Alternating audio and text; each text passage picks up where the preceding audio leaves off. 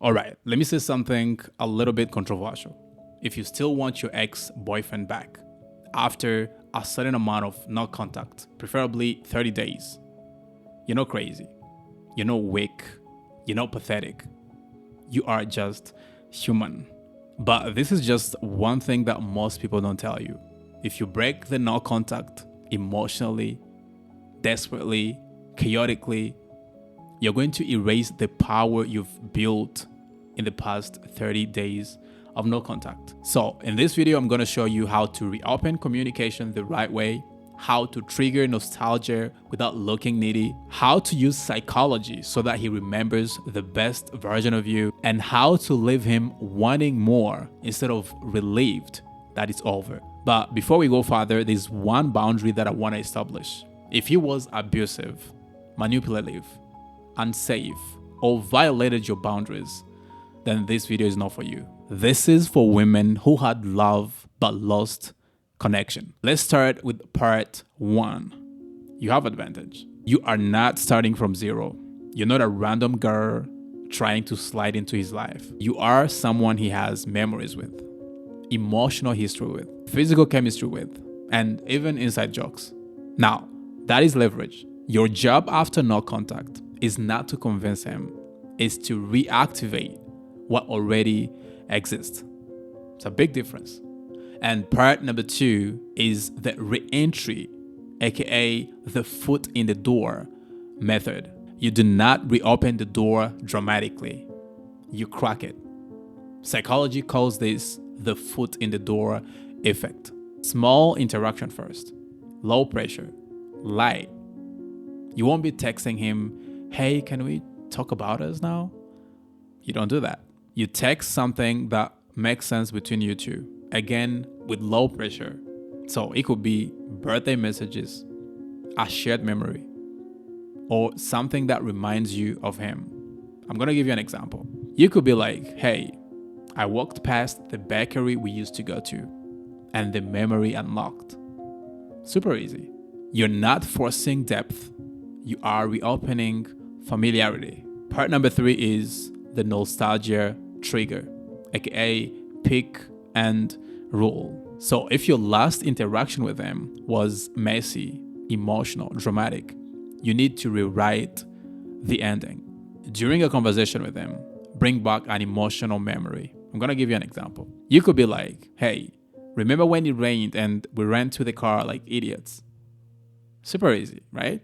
You are not begging, you're just activating the emotion. When he feels the memory, his brain connects that feeling back to you. Now, that's powerful. And part number 4 is called the unfinished business. I'm gonna tell you how this works. Here, we're gonna use something even stronger. See, the brain have an obsession over unfinished things. Casually bring something that never got completed. For example, you could be like, hey, that movie we said we're gonna watch, did you eventually watch it? Or you could be like, did you ever figure out that drama with your friend? You see? Again, not needy, super simple. Just like that, you just planted a mental loop without begging, without pressure. And now you exist in his head again.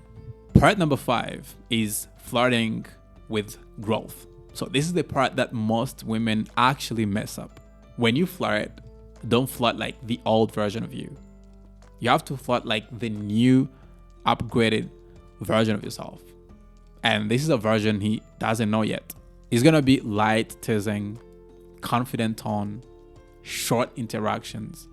I'm gonna give you an example. You could be like, hey, I'm not gonna lie, but the new haircut suits you. See, very light, very simple. But here is the key. You're gonna tie it to growth. So you can add something like this.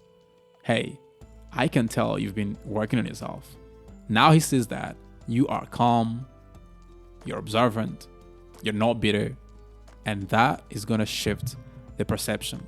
Part number 6, which is very important, you have to live first. Do not overstay. This is where power is built. I know it feels good to talk again, but you live while it's still light. You don't let it drag. You You don't let it get emotional.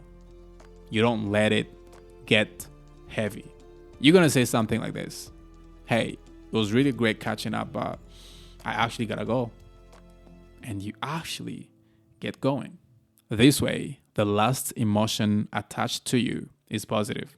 This actually matters more than the conversation you just had. Part number 7 is reality check. Now, let me be honest. Sometimes you go back and you realize that nothing has actually changed. And that's okay, because sometimes you need to see it clearly again to finally detach. But sometimes, if both of you have actually grown, then this process works. Not because you manipulated him, but because you handled it without pressure, without neediness, but with calm strength. If you're about to break no contact, don't do it emotionally. Do it strategically. And there's a big difference. If you want the entire breakdown, step by step, I have it linked in the description below. And remember, power is not loud, it's controlled. I'll see you in the next one.